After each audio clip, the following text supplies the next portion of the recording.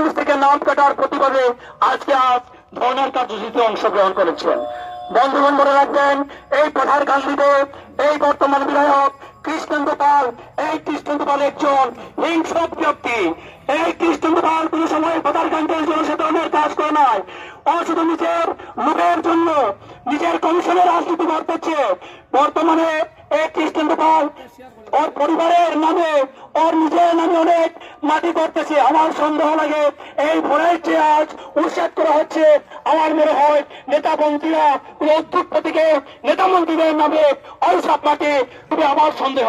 বন্ধুগণ, আজ পাঠারকান্দিতে যে দুর্নীতি, কমিশনের রাজনীতি, কয়লা সিন্ডিকেট, সুপারি সিন্ডিকেট, বন্ধুগণ, এইসব থেকে যদি আমাদের রক্ষা হতে হয়, আমরা সবাই একসঙ্গে একসরে 2026-এর বর্তমান যে নির্বাচন হচ্ছে, সেই নির্বাচন আমাদের কংগ্রেস পার্টি যেই আসবে তাকে আমরা জিতিয়ে আমরা এই কৃষ্ণেন্দু পালকে পাঠারকান্দির মাটি থেকে চিরদিনের জন্য বিদায় দিতে হবে।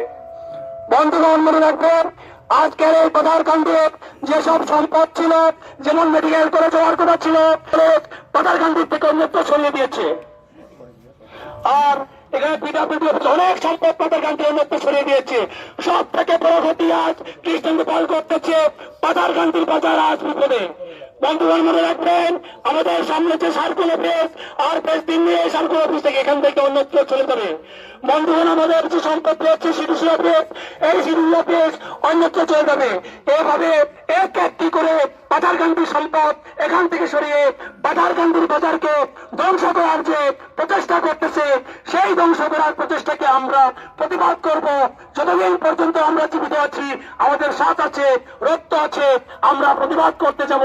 কৃষ্ণেন্দু পালকে বিদায় দিতে যদি আমাদের এক এক ফুটা রক্তের প্রয়োজন, আমরা পাঠারকান্দিতে আমাদের এক ফুটা রক্ত দিতে আমরা রাজি আছি। বন্ধুগণ, আজ যেসব ব্যক্তি দেওয়া হচ্ছে, অত্যন্ত দুঃখের বিষয়, ওনারা ভারতবর্ষের বৈধ নাগরিক। এই ভারতবর্ষের বৈধ নাগরিক যারা পাঠারকান্দিতে বসবাসকারী, ওনারাও কিন্তু একদিন কৃষ্ণেন্দু পালকে ভোট দিয়েছিল। বন্ধুগণ, এই আজ ওনার পায়ের নিচে মাটি নেই, এখানে প্রমাণ। উনি যদি 2026-এ নির্বাচন খেলে উনি ধরাশায়ী হবেন, উনি পাঠারকান্দি থেকে বিজয় হতে পারবেন না, জিততে পারবেন না। সেই ভয়ে আজ বিশেষ একটা সম্প্রদায়কে টার্গেট করে ভোটার লিস্ট থেকে নাম কর্তন করার যে প্রচেষ্টা, এই প্রচেষ্টাকে আমরা নিন্দা জানাই। কৃষ্ণেন্দু বাবু, আমরা ভেবেছিলাম আপনি একজন ভালো ভদ্রলোক, কিন্তু আমরা আজ প্রমাণ করতে পেরেছি আপনার মতো নোংরা মানুষ পাঠারকান্দিতে আজ পর্যন্ত কোনো এমএলএ হয়নি।